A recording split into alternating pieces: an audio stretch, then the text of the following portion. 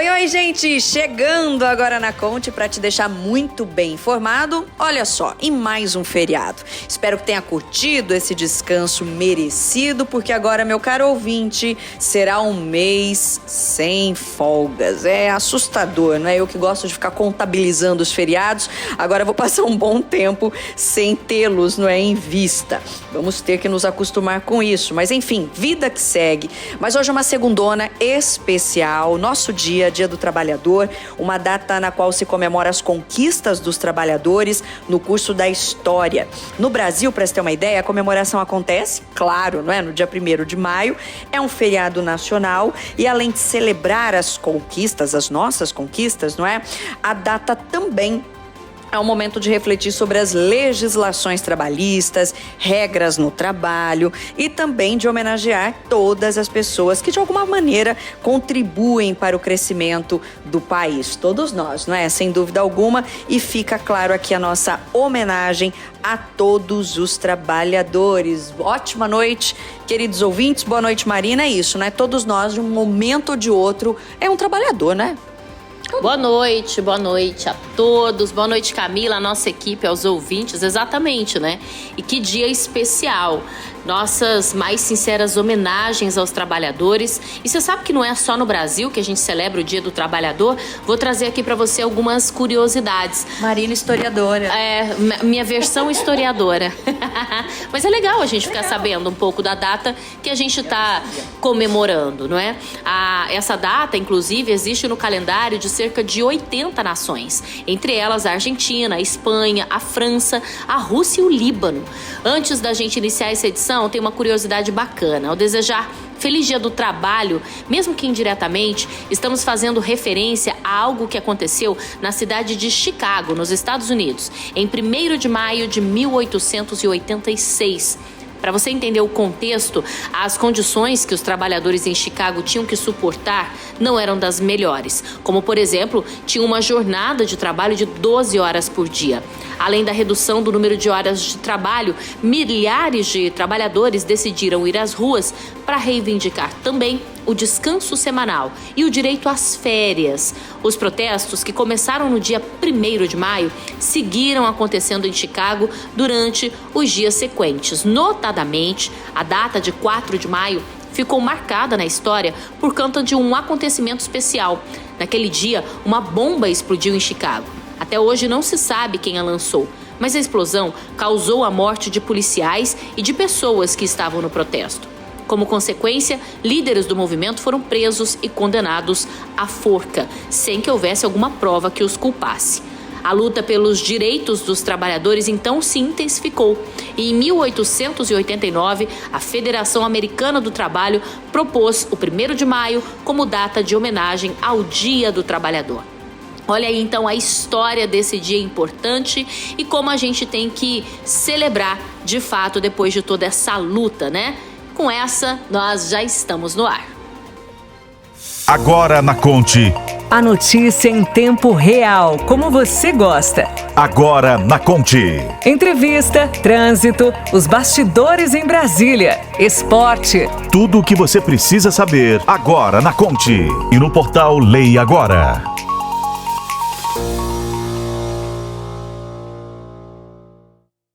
Bom, e aproveitando a data, claro, tem uma notícia importante relacionada ao mercado de trabalho. O presidente Luiz Inácio Lula da Silva sancionou e publicou uma lei que, ao alterar o Estatuto da Igualdade Racial, prevê a inclusão de informações sobre raça e etnia de trabalhadores nos registros administrativos de empregados dos setores público e privado. Bom, segundo o governo federal, a nova lei representa um importante passo na promoção da igualdade étnica e no combate às desigualdades sociais resultantes do racismo. Muito importante isso.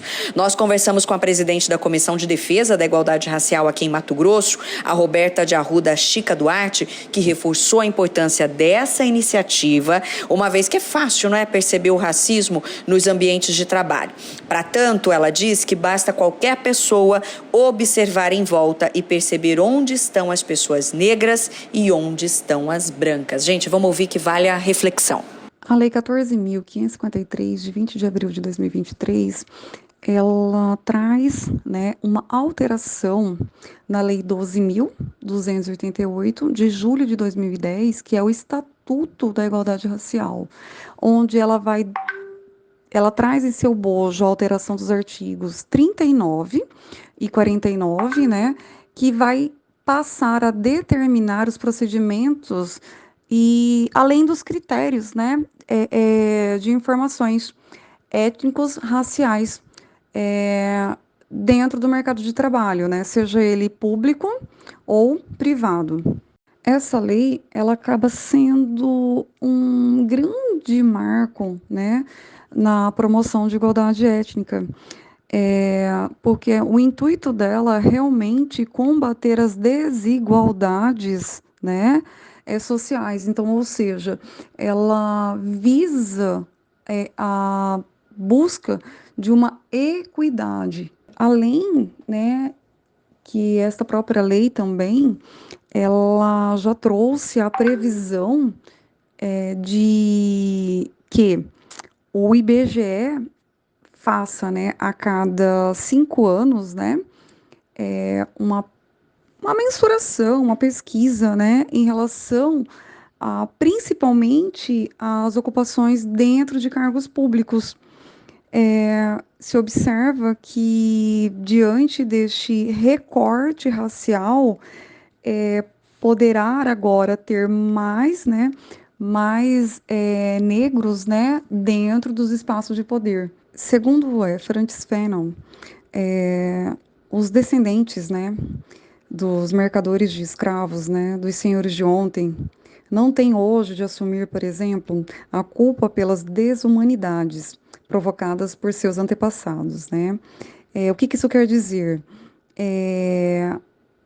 O, o Estado, a sociedade, eles têm a responsabilidade moral e política de combater o racismo, as discriminações e, com isso, as margens, né, em relação à construção de relações raciais e sociais de forma sadia. E que, dentro dessa objetividade, todos possam crescer, entendeu? Então, enquanto cidadãos, enquanto seres humanos de bem, né? E essas razões, chega um certo momento que teremos que assumir enquanto pessoa, né? E eu sempre digo, ninguém nasce racista, né? Mas essa lei, ela traz algo que é um caminho que com o intuito de realmente combater a desigualdade social e racial, né? E empreender nesta reeducação destas relações étnicos-raciais não são tarefas exclusivas somente, por exemplo, da educação, né, mas de todo este conjunto, né, que perpassa pela nossa vida, desde quando nós nascemos até quando nós morremos. Ressalto aqui que, na pós-abolição, né, foram formuladas políticas que visavam ao branqueamento, né, de toda a população. Então, pela eliminação simbólica e material da presença dos negros, né? Então, nesse sentido, né, é possível que pessoas negras sejam influenciadas pela ideologia do branqueamento e assim tentam, né, reproduzir o preconceito do qual são vítimas.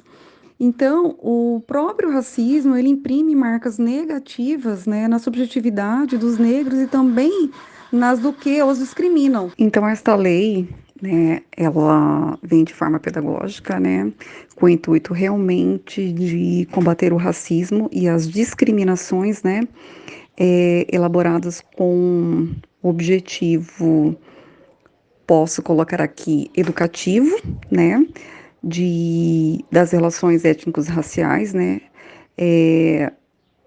de caráter positivo, e ela vem a fortalecer para que possamos despertar e, através deste recorte racial, mais negros estejam dentro dos espaços de poder.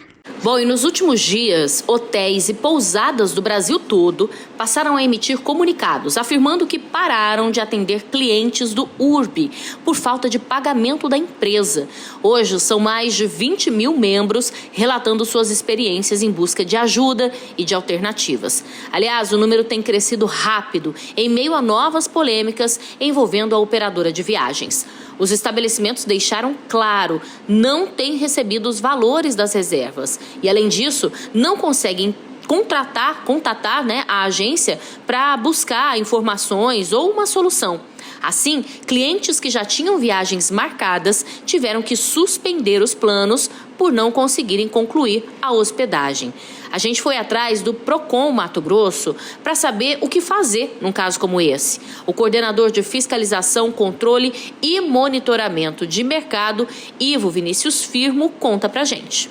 A orientação para o consumidor que tem viagem marcada, contratada através do URB, o antigo hotel urbano, é que ele entre em contato com a empresa aérea através do site e com o hotel diretamente através do telefone ou outra forma de comunicação, para que ele possa confirmar o agendamento aí, tanto da passagem aérea quanto da hospedagem. Se ele tiver qualquer tipo de problema, não tiver essa confirmação, ele deve registrar a reclamação na plataforma consumidor.gov, www.consumidor.gov.br. Ele faz o relato, fazendo o registro da reclamação. Todas as reclamações registradas em Mato Grosso em 2022 e 2023 foram respondidas, com índice em 2023 de 58% de resolução. Então, a primeira orientação é essa para aquele que tem já ali um contrato realizado e o agendamento aí de passagem e de hotel. Para aquele consumidor que ainda não contratou, a orientação é que aguarde para verificar como que a empresa se comporta. A empresa está num processo de reformulação e é importante aguardar para que não haja prejuízos futuros para esses consumidores. Tá louco, né? A gente hoje num feriadão falando disso, já pensou quem comprou o ano passado uma passagem para curtir agora o feriado 1º de maio, não conseguiu. Mas enfim, vamos de política agora, vamos mais precisamente de bastidores. Em 2020, depois de disputar 15 eleições, o deputado Wilson Santos, então no PSDB, decidiu se lançar no mercado de marketing eleitoral. Não sei se vocês lembram disso. Naquele ano, o parlamentar chegou a produzir um curso em vídeo, ensinando de uma forma bem simples como vencer as eleições. 3 anos depois, Wilson deve ter aplicado ele mesmo o curso, já que permaneceu, em mandato, continua como deputado estadual na Assembleia. E nesse momento no PSD, Wilson tem dado opiniões sobre os nomes que já se declararam interessados na corrida ao Palácio Alencastro. E ele já tem um favorito, sabia? E confirmou para o nosso repórter Jardel Arruda. Botelho talvez seja de todos eles o que tenha mais habilidade na articulação, mais habilidade na construção de alianças. Mas não dá para menosprezar nenhum. Quem vai decidir é a população, é o povo que decide. Eu já vi eleições de tudo quanto é tipo em Cuiabá. E o cuiabano tem um sentimento muito arraigado, muito apaixonado pela eleição municipal, e dá mais valor à eleição municipal do que à eleição estadual e nacional. Ele analisa com muito rigor seus valores culturais, quem realmente ama essa terra, quem pode, E a próxima gestão vai exigir um perfil que seja de arrumação de casa, vai ter que ter um perfil de arrumação de casa e alguém que não tenha arestas com o governador, que não tenha arestas com a presidência da República, e Cuiabá vai precisar de muito dos governos estadual e federal, porque o quadro é um quadro complicado. Você falou aí uma coisa interessante, que não pode ter arestas também com a presidência da República. Sim. Você acha que um candidato mais inclinado à direita, como por exemplo a Abílio, teria dificuldades? Não sei, Eu fui prefeito de Cuiabá com o Lula presidente. E fizemos boas parcerias. Eu lembro da campanha, o prefeito da oposição que mais trazia reforço. Então tem que entender que o papel de prefeito, você tem que esquecer um pouco a questão partidária. Você tem que colocar o interesse do cidadão acima de tudo. E ele não tem partido. O cidadão não tem partido. Ou ele tem todos. Cada momento ele tem um partido. Então eu acho que o perfil do novo prefeito de Cuiabá vai ser esse desenho. Alguém que tem um perfil de gestor, capaz de arrumar a casa, vai ter 2, 3 anos só para arrumar a casa e que tem habilidade de fazer parcerias com os governos estadual e federal. Não seja alguém que espalhe mais ainda, é alguém que possa agregar mais. Agora na Conte, economia.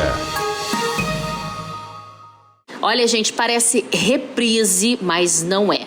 O presidente Luiz Inácio Lula da Silva, do PT, não desistiu de atacar o Banco Central, os juros e o patamar atual das metas de inflação. Lula ainda criticou a austeridade fiscal e criticou o fato de o salário mínimo estar sem reajuste real há 7 anos. Isso todos nós criticamos, né? Feliciano Azuaga, nosso especialista em economia, explica pra gente por que declarações como essa complicam e muito a nossa vida. Boa noite, meninas. Tudo bem? Olha só, a economia brasileira tá parecendo aquelas novelas mexicanas muito dramáticas, né? Que todo dia tem uma surpresa, uma briga entre os personagens principais. E tinha uma briga que estava meio morna já nos últimos dias, que voltou a ganhar um pouquinho de fervura. Essa semana o presidente Lula ele voltou a jogar gasolina nessa briga que já estava meio morna e voltou a citar o Banco Central e principalmente seu presidente, o Roberto Campos Neto. Na viagem que ele fez a Portugal, o Lula voltou a atacar o Banco Central do Brasil e criticou a taxa de juros elevada que está em 13,75%. Ele disse que isso inviabiliza o crescimento do país, jogando a bola pelo mau desempenho econômico todo no colo do Roberto Campos Neto. O Lula, quando fala sobre essa questão do crescimento econômico, ele está certo. Mas temos muitos poréns, e aí nos detalhes que a gente vai entender um pouco dessa disputa. Para o cidadão comum que está voltando para casa agora depois de um dia extenuante de trabalho, os juros mais elevados significa crédito mais caro, financiamento mais difícil de acessar e também com uma taxa mais elevada para as indústrias e para os produtores rurais. Mas a gente tem que entender por que essa taxa está tão alta e por que o Banco Central faz isso. O Banco Central ele tem uma meta e uma obrigação que é deixar o Brasil longe da inflação e proteger o poder de compra da moeda. Quando ele observa que está tendo um desequilíbrio econômico no país e quando o governo tem suas contas desequilibradas e isso gera inflação, o Banco Central tem que entrar em cena. A inflação é um problema crônico da economia, onde os preços não param de subir. Isso diminui o poder de compra das pessoas mais pobres e aumenta o poder de compra do governo na outra ponta. Pensa assim, a inflação é como se fosse um incêndio florestal. O governo está gastando demais, isso aquece de forma muito acelerada a demanda, começa a faltar produto nos mercados, os produtos ou eles vão ter duas opções, ou vão subir de preço ou vão simplesmente começar a faltar. Isso gera um processo inflacionário. E o que faz essa demanda ficar muito mais elevada, geralmente é um desequilíbrio nas contas do governo. Governo com as contas desequilibradas, o governo tem que pegar dinheiro emprestado ou subir os impostos. Ele não gosta de subir impostos porque perde popularidade. Então o que ele faz? Ele começa a aumentar as taxas de juros porque as pessoas percebem que o governo está endividado e precisa de dinheiro, e as pessoas não vão emprestar dinheiro para o governo se o governo não pagar mais. É como se fosse aquele cunhado seu que gosta de dar o calote quando ele vem te pedir dinheiro emprestado. Você vai cobrar mais daquele seu cliente que não é um bom cliente e tem um risco mais elevado. E isso explica o início dessa briga. O Banco Central fala, olha governo Lula, você quer que eu reduza a taxa de juros? Comece a organizar suas contas. Ou corte gastos, ou vá lá e aprove logo o arcabouço fiscal, mas um arcabouço fiscal que as pessoas acreditem que você vai cumprir. A analogia que eu gosto muito é quando a pessoa quer jogar futebol. Ela vai lá para o treinador, imagina que é o Banco Central, e fala, treinador, eu quero jogar futebol de salão. O treinador vai falar, olha, para jogar futebol de salão, você vai lá no seu nutricionista, vai lá falar com o seu personal, volta a fazer musculação para ficar com os músculos fortes, para jogar futebol, volte a se alimentar bem. Se você conseguir cumprir essas metas, eu te coloco para treinar e se melhorar o seu desempenho, eu coloco você para jogar. Esse é o papel do Banco Central, o papel do treinador. Aquele que tem umas regras e vai dar as oportunidades e trabalhar de acordo com os cumprimentos das suas obrigações. Nesse caso, o governo é aquele jogador que não quer ir na Nutri dele, que não quer fazer a musculação, mas quer jogar sem ter feito o básico. E aí o treinador fala assim, olha, eu não consigo fazer isso se você não cumprir a sua parte. Então essa é um pouco de uma analogia que explica bem a briga do Lula com Roberto Campos Neto. Roberto Campos Neto falou que só vai abaixar os juros se o governo controlar as contas, ou mostrar de onde que ele vai aumentar os impostos, ou se ele vai cortar os gastos.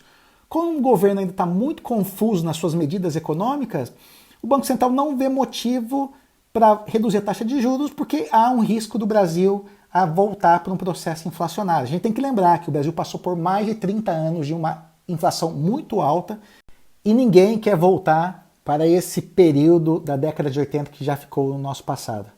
O que está acontecendo, resumindo, é que o governo está com uma dificuldade no Congresso Nacional para colocar suas principais pautas econômicas para andar, e ele está criando uma vacina. Se a economia não andar, ele já jogou a culpa no colo do Banco Central, que é o malvadão da história, que é Roberto Campos Neto, que não quer ver a felicidade da população brasileira. Roberto Campos Neto está cumprindo o que está na legislação, que é a obrigação dele. E nós temos que lembrar também que o Banco Central do Brasil ele se tornou independente no ano passado, e isso dá uma solidez para o Banco Central manter a sua política de cumprir a meta, que é proteger a moeda e proteger a população mais pobre.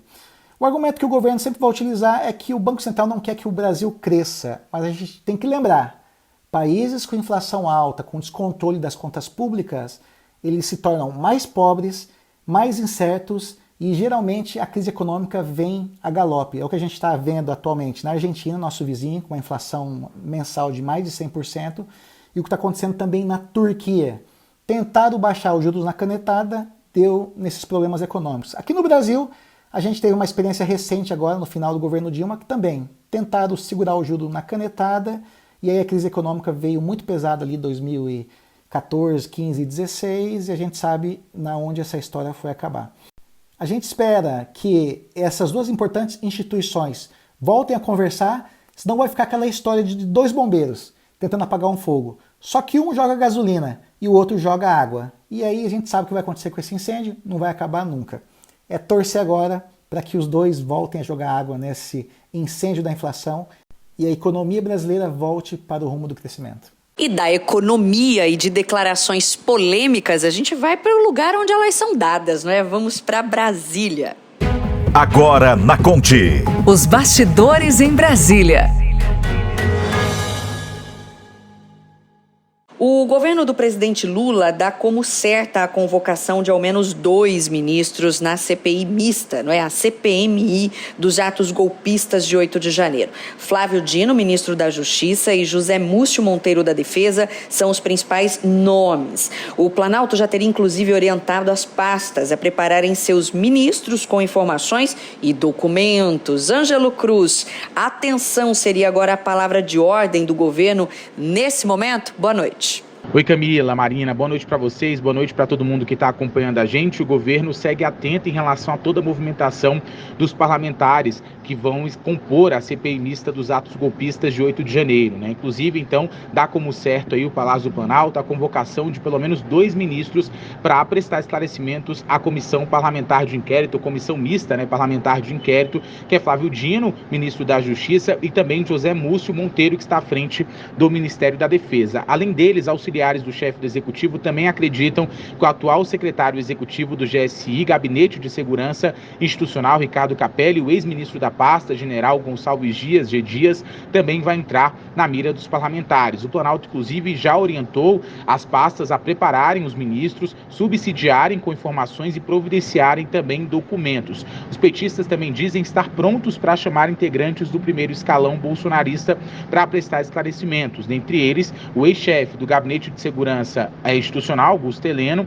e o ex-ministro da Casa Civil e vice na chapa de Jair Bolsonaro, general Braga Neto, e o ex-titular da Defesa, general Paulo Sérgio. Lembrando, inclusive, que Ricardo Capelli, né, que está interinamente à frente do GSI, fez aí algumas críticas ao ex-presidente Jair Bolsonaro, também a alguns ex-ministros, como no caso o próprio Augusto Heleno e também Braga Neto. Segundo eles têm que responder sobre os atos do dia 8 de janeiro, porque para eles, então, há uma parcela de responsabilidade não só do ex-presidente Jair Bolsonaro, mas também de alguns ex-comandados do ex-chefe do Executivo. O governo mudou de posição, né, em relação à instalação da CPMI depois da divulgação de vídeos em que o ex-ministro do Gabinete de Segurança Institucional, o Gonçalves Dias, G. Dias, aparece no Palácio do Planalto no dia dos atos e passou a defender a atuação de parlamentares da base aliada para combater narrativas bolsonaristas. Acontece o seguinte, né, o governo até então era contrário à instalação da CPI e quem defendia inclusive a instalação da CPI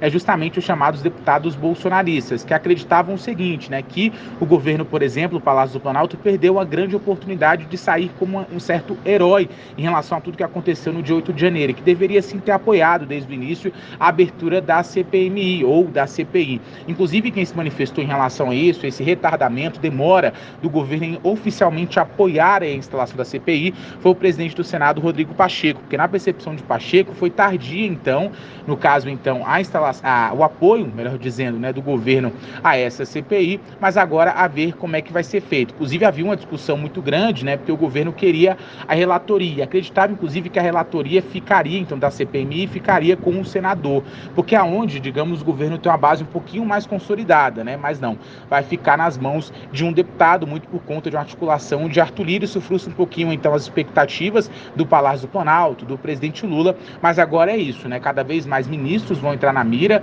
dos parlamentares que fazem parte da CPMI e, por conta disso, então, todo o preparo está sendo realizado pelos ministérios, tanto da Defesa, também o próprio Ministério da Justiça. Lembrando, inclusive, que o próprio Flávio Dino já esteve lá no Congresso Nacional, numa comissão para poder discutir esse assunto, falar sobre o trabalho que a pasta vem realizando. Ele falou sobre o dia 8 de janeiro, houve um bate-boca muito grande, inclusive a sessão na comissão acabou sendo interrompida porque os ânimos ficaram bastante acalorados. Agora, então, a tendência é que ele volte lá para falar novamente sobre os atos, né, do dia 8 de janeiro, a ver como é que vai ser, mas ao mesmo tempo o Planalto está bastante tranquilo, por mais que demorou a apoiar a instalação da CPI e a ver como é que está sendo feito todo esse trabalho de media training, digamos assim, dos ministros. Mas por hora há uma certa tranquilidade, um ar de tranquilidade, digamos assim, de petistas, também de aliados ali do presidente Lula em relação à participação dos ministros. Lembrando que Ricardo Capello, inclusive, tem sido bastante elogiado pelo presidente Lula e por alguns outros integrantes ali do Planalto pelo trabalho que desenvolveu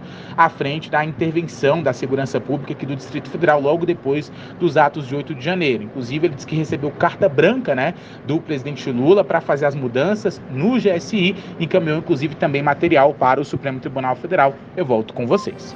Bom, vamos fazer uma pausa bem rapidinha, daqui a pouco tem mais Agora na Conte. Até já! Agora na Conte. Volta já!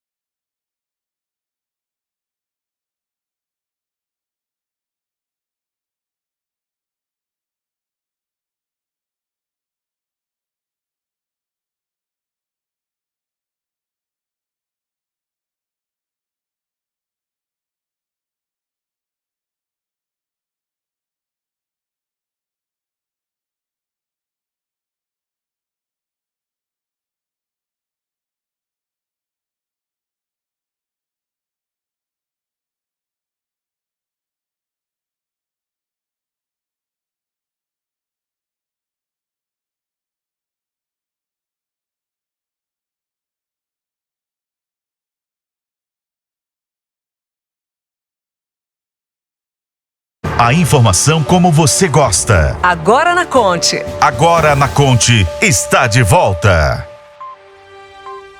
Estamos de volta com Agora na Conte. Fique com a gente, manda sua mensagem no 98144-1037.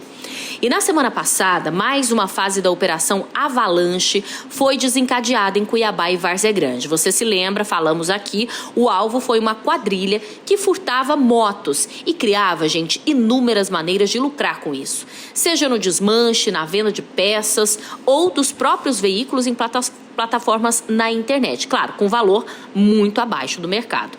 A repórter Eloane Nascimento conversou com o delegado da Delegacia Especializada de Roubos e Furtos de Veículos, Gustavo Garcia, que falou sobre as estratégias usadas pela polícia para interceptar essas organizações criminosas. Vamos ouvir. Agora na Conte. Entrevista. Nesse primeiro trimestre, a gente tem visto que a delegacia de roubos e furtos de veículos tem feito grandes operações com foco em organizações criminosas, né, que têm praticado esses crimes. Eu queria que o senhor falasse quais foram essas operações, né, e como que tem sido esse trabalho da delegacia. Nós trabalhamos hoje com o seguinte entendimento. Todo roubo e furto praticado relacionado a veículo é um ato de uma organização criminosa. Ninguém furta ou rouba um veículo sozinho. Então vai ter sempre a participação de terceiros. Então a gente trabalha sempre com esse pressuposto. Ou é uma associação criminosa ou é uma organização criminosa. Então, feito isso, para a gente enfrentar o crime organizado, enfrentar as associações criminosas que estão vinculadas às atividades criminosas aqui na região metropolitana, a gente tem que especializar a investigação. E aí nós montamos grupos específicos para determinado caso. Então, por exemplo, nós hoje temos um grupo que é pronto para atender os furtos de motocicletas, os roubos de motocicletas. Temos um outro grupo para caminhões, um outro grupo para caminhonetes e veículos comuns, né? Então, assim, quando eu especializo a atividade, eu consigo fazer que haja uma concentração maior de informações e aí a gente consegue trazer todos os dados necessários para imputar não só um crime, aquele ato específico do furto, mas outros que também estão gravitando ao redor, os crimes conexos, né? Como, por exemplo, de adulteração de sinais identificadores, a falsificação de documentos, né? A lavagem de dinheiro, tudo isso a gente consegue agregar no bojo da investigação. Como que está essa situação de roubos e furtos de veículos aqui na capital? A gente analisa primeiramente assim, a questão dos roubos, né? Que são os crimes que têm violência.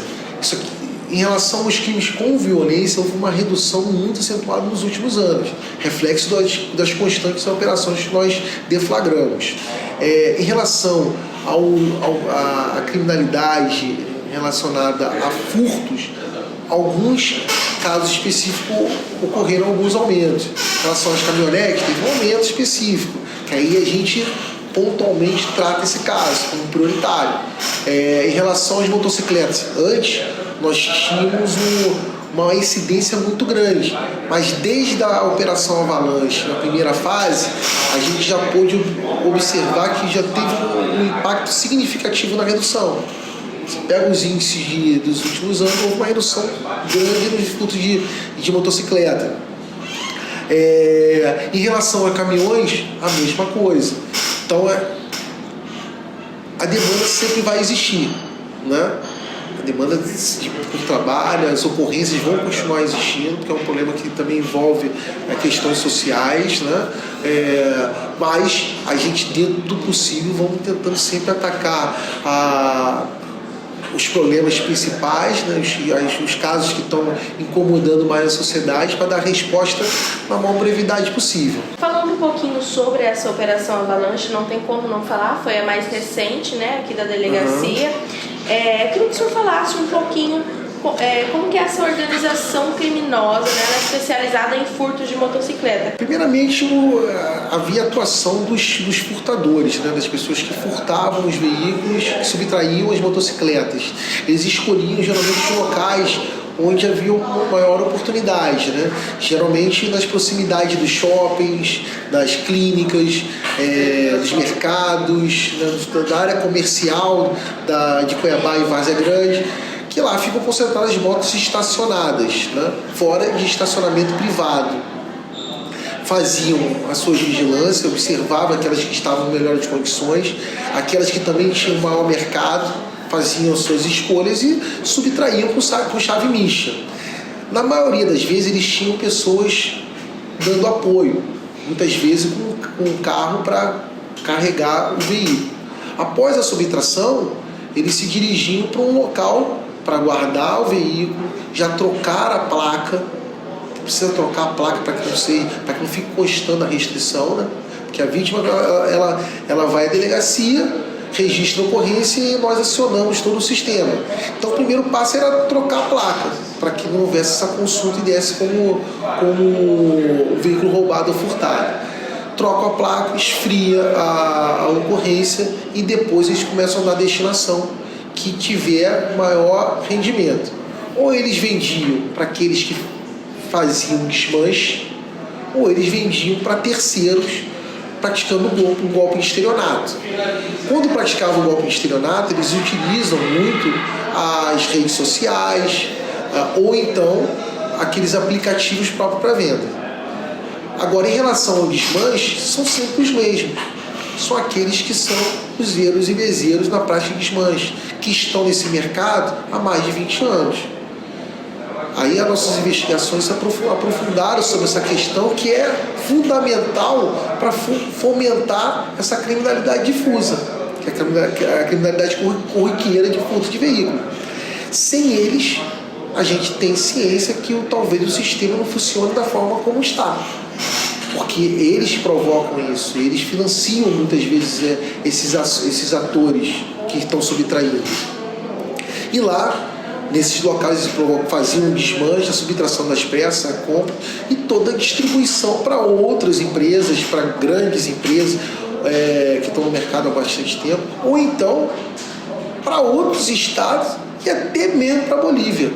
Então a gente vem tentando, com essa operação Avalanche, reprimir toda essa cadeia criminosa, que vai desde o furto, do autor do furto, àquele que obtém os lucros com a venda de peças, né? Com a comercialização e com o empresário. Então a gente tenta transitar por todas as parcelas e todas as atividades dessa organização criminosa. Uma dessas formas de furto que realiza é em locais mais parados, shopping, estacionamentos, enfim. Eles utilizam de várias formas para fazer uma vítima. Queria que o senhor falasse um pouco sobre essa relação de aplicativos de golpes, como que funciona esse esquema e como a vítima, a população que esteja mais vulnerável, possa estar prevenindo isso.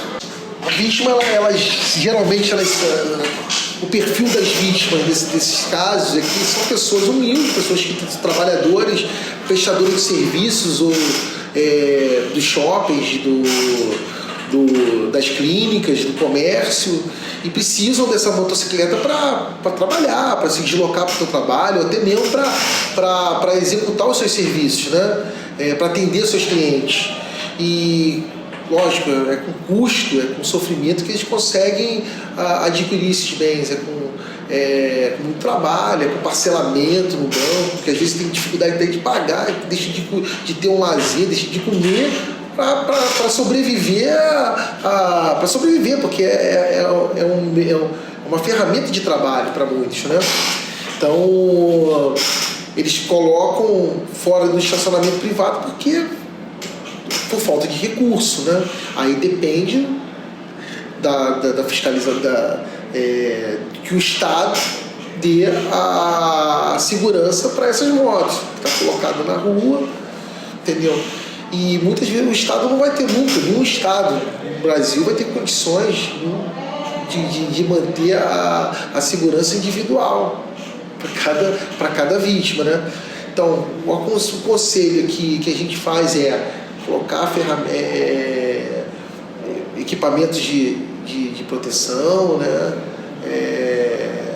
Colocar em locais que tenha câmeras. Após o fato, a vítima se deslocar ao local para que possa também colher, ajudar a polícia nesse sentido, de verificar as câmeras ali. Enfim, o que dá para fazer. E o Estado tem que tentar fazer a sua parte de reprimir essas condutas ilegais, fazer essas operações e aumentar a prevenção em alguns pontos. A gente tem um contato grande com a Polícia Militar, a gente vai passando informações sobre os pontos mais vulneráveis, eles vão reforçando, eles fazem também o trabalho deles, mas os criminosos também, eles sabem que no momento que está a polícia, quando não está a polícia. Então é uma situação de bastante vulnerabilidade. Tem também roubos de caminhonete, né, que está tendo bastante evidência recente aqui em Cuiabá e região. Como que é feito esse trabalho dos criminosos? Também tem muito furto, né? Aí já é um método um pouco mais sofisticado. Eles usam equipamentos para clonagem de chaves, equipamentos para leitura de módulos. Aí existe uma força-tarefa hoje que está realmente foi montada para esse objetivo, né, de desarticular esses grupos. Já fizemos a primeira operação, estamos em fase de investigação ainda, vamos dar a resposta. Aqui eu costumo dizer para a sociedade e reforçar isso aos policiais que atuam aqui, que todo caso tem que ser tratado com muito carinho, com muito cuidado e com muita dedicação. A gente não deixa caso sem resposta. Nem que seja negativa, que muitas vezes a gente não consegue concluir pela autoria. Isso aí, infelizmente, faz parte de qualquer sistema de investigação. Mas a gente faz, pelo menos, padroniza nosso atendimento, padroniza nossas ações, especializa algumas atividades para que a gente possa sempre chegar à autoria dos fatos. Eu gostaria que você falasse um pouquinho assim, mais específico sobre os golpes, né, e na plataforma, né, em aplicativos de compra e vendas, na internet, nas redes sociais. Como que é feito isso? As plataformas, elas são utilizadas para realmente praticar golpes, estelionato, né? E também para venda dos produtos que são roubados e furtados. Muitos dos produtos que são oferecidos na plataforma são roubados ou furtados. E aí eles entram lá, tem pessoas que interagem com esses criminosos. Esses criminosos, eles vendem esses veículos como se fossem FINAM, como se fossem veículos atrasados, com documentação atrasada, e aí já deixa bem claro para as vítimas que está vendendo a um preço menor por conta dessa falta de documentação. E isso daí faz com que a vítima, o adquirente da motocicleta, não vá no Detran fazer a vistoria e fazer a transferência da propriedade. O Detran exige que a pessoa faça a transferência do veículo em 30 dias. O Detran exige que não possa rodar com... o veículo tem que transitar com a documentação em dia. Tem que pagar suas multas, pagar os impostos, expedir a documentação anual, né? Só que as pessoas não fazem isso, por falta de condições e por outras circunstâncias, né? Então, enquanto tiver esse mercado fazendo isso, vai acontecer. Quando as pessoas quiserem levar vantagem, também as vítimas quiserem comprar mercadoria a preço menor do que o praticado em geral, que vai continuar existindo, igual a questão das peças. Você vai comprar uma peça no mercado negro, é um valor. Comprar na loja que segue todos os trâmites legais, inclusive com a questão do recolhimento de impostos, vai pagar um outro valor, um pouco mais caro. Só que ali você está alimentando o crime. Ali não, você está fazendo o que é certo, o que é previsto, que é o legal. Aí são escolhas. Só que a gente paga essa escolha, a sociedade paga essa escolha. Além da prevenção, também é importante alertar sobre como identificar, né? Que nem a gente estava falando sobre anúncios, essas coisas, ficarem atentos.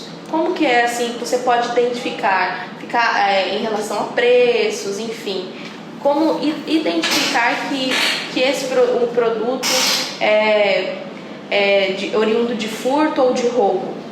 Por exemplo, existem hoje sites que você faz uma avaliação do teu veículo, tabela FIPE. Você consegue fazer uma avaliação da tabela FIPE do valor do veículo que você está interessado. Se o veículo que está sendo oferecido está num valor desproporcional assim, ao que é praticado no mercado, você tem que ficar mais atento. Aí vão argumentar, não, mas o veículo está atrasado. Se ele está atrasado com a documentação, ele não tem que ficar transitando.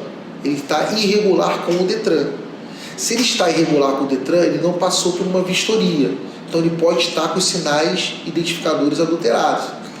Aí você pode vir a ser parado numa blitz e ser alvo de uma investigação, porque você está com um produto de crime.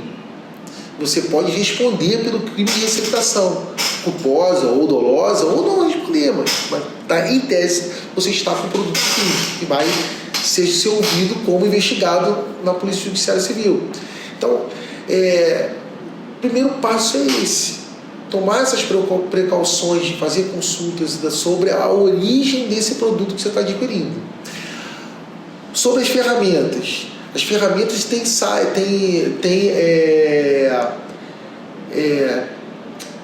canais de comunicação. Geralmente os crimes estão ocorrendo quando as vítimas saem desse canal de comunicação apropriado do app e vai se comunicar por meio de WhatsApp. Aí geralmente esse WhatsApp que está sendo comunicado com a vítima é fake e fica mais difícil rastrear. Então assim, sempre conversa pelos aplicativos, né? É o melhor caminho para corrigir. Enfim, basicamente isso que é um método que hoje representa quase 70% do mercado, né?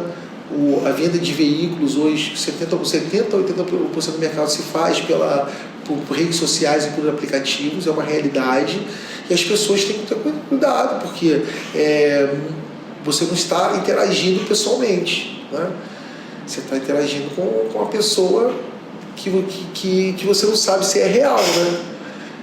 Se foi criada. Aí depois da negociação também tem um outro ponto. Geralmente eles fazem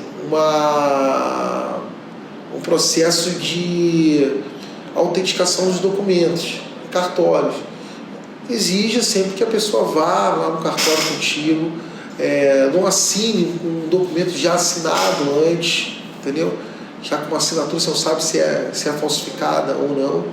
Vá no cartório com a pessoa, comprove, peça a identificação da pessoa antes, entendeu? Então são cuidados que são importantes para que a pessoa não seja vítima, não perca o dinheiro que empregou no seu transporte, na compra do seu bem. Após a pessoa ser vítima, o que ela deve fazer?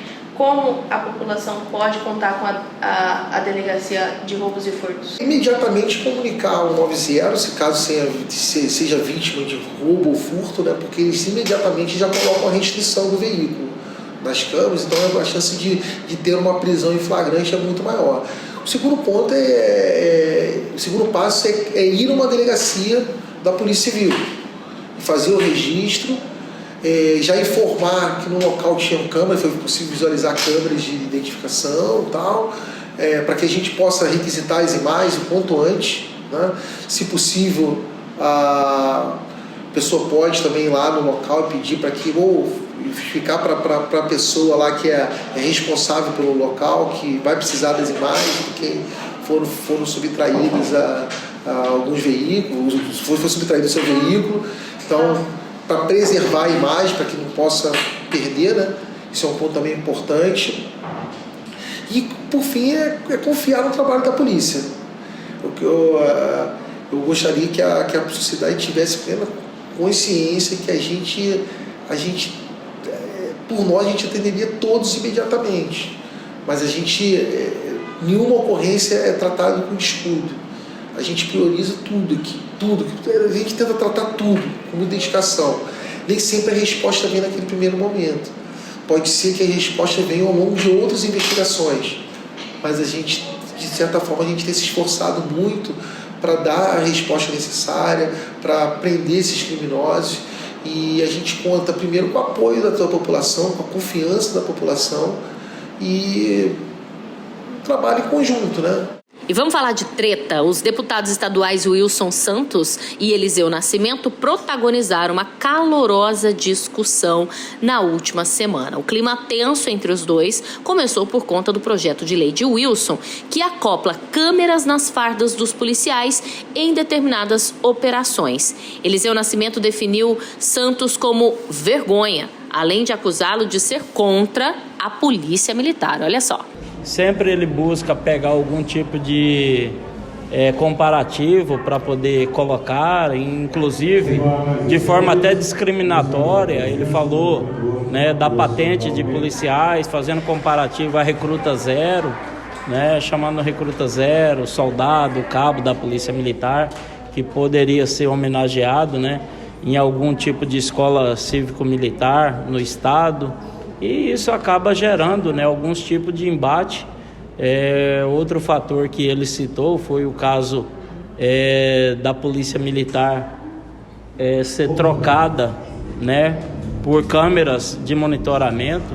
O trabalho operacional contra a criminalidade é uma ação presença, precisa do policial em corpo, né, todo equipado, armado, né, bem treinado. Então são situações que infelizmente nos deixa até entristecido com o deputado, um deputado que tem já uma bagagem política, né, toda uma trajetória, e hoje fazer posicionamento, inclusive, né, citando aí que a polícia militar hoje ela aumentou o índice, ela reduziu o índice de criminalidade em São Paulo, né? Ele se expressou ali de que eu fui passear em São Paulo, né, que eu fui visitar um correligionário do mesmo partido que é secretário de segurança, né? Isso não é brincadeira. A gente está lidando hoje, né, com a segurança pública do estado, em um estado que recentemente foi palco,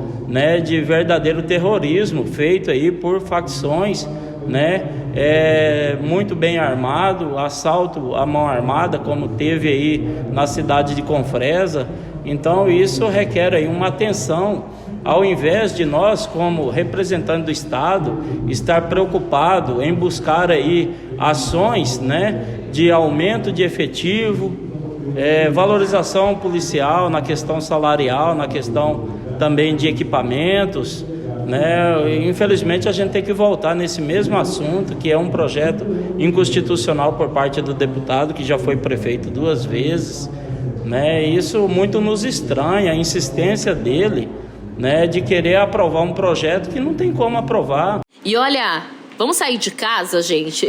Porque ainda dá tempo de curtir uma programação diferente nesse feriado. É o 2º festival de stand-up que está acontecendo desde ontem, termina hoje no Cine Teatro Cuiabá. O evento é de graça e tem a participação de 17 comediantes locais, entre novatos e aqueles mais experientes, que vão compartilhar suas experiências e fazer o público rir muito com suas piadas e histórias engraçadas. Dentre os convidados especiais, destaca-se a presença do ator, roteirista, comediante Eduardo Butaca, que dessa vez fará o Cara Limpa, sem personagem, junto com outros colegas de cena.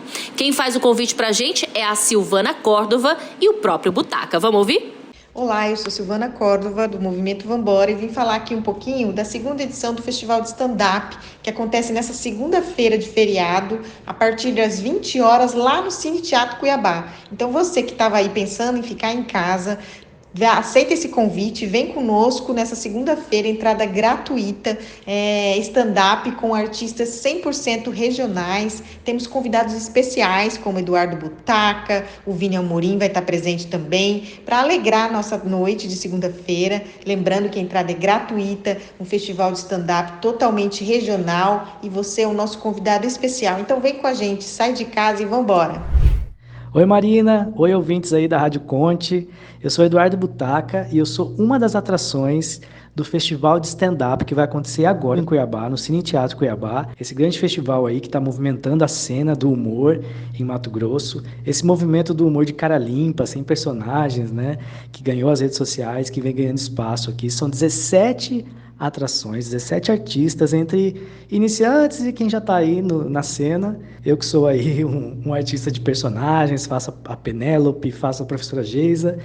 Vou aí me desbravar como humor sem personagem, que é um estilo que eu já faço, mas muito timidamente, e que eu admiro muito, gosto muito, onde a gente fala das nossas próprias mazelas, a gente ri das próprias tragédias, e convido o público para rir também junto, para participar, para interagir. Então fica o convite aí, 2ª edição do Festival de Stand-Up Comedy, no Cine Teatro Cuiabá, 1º de maio, aí no nosso Cine Teatro Cuiabá, tá bom? Um grande abraço aí a todos vocês. É isso, gente. Stand-up é legal, né? Tem gente que trabalha com a gente, inclusive, que podia fazer stand-up. Tranquilamente. No dia a dia. Eu acho que mais de uma pessoa. Vários. A gente tem uma equipe pra isso. De comediantes. Sim, diariamente. Mas enfim, gente, é isso. Com essa, nós nos despedimos oficialmente, não é? Segundona, não é mais feriadão, mas na terça nós estamos aí. Amanhã nós estamos de volta com muita notícia, muita informação, como sempre. Aproveite esse restinho de feriado, vai curtir, vai se divertir com responsabilidade. Amanhã a gente tá de volta. Boa terminar o programa assim pra cima, né? Obrigada, gente, pela companhia. Um ótimo restinho de feriado pra você. E a gente se vê amanhã. Tchau, tchau.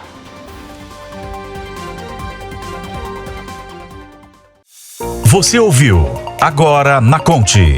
A notícia em tempo real, como você gosta. Agora na Conte. Volta amanhã na Rádio Conte e no portal Leia Agora.